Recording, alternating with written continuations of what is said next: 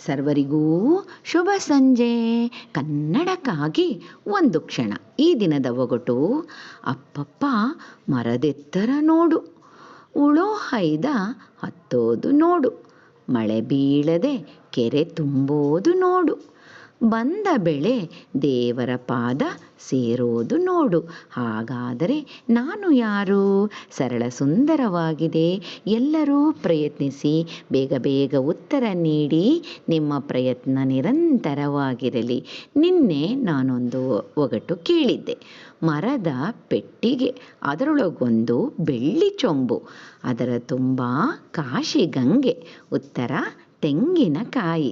ತೆಂಗಿನಕಾಯಿಯ ಹೊರಭಾಗ ಮತ್ತು ಒಳಭಾಗವನ್ನು ಒಮ್ಮೆ ನೋಡಿ. ಅದರೊಳಗಿರುವ ನೀರು ಕಾಶಿಯ ಗಂಗೆಯಷ್ಟೇ ಪವಿತ್ರವಾದುದು.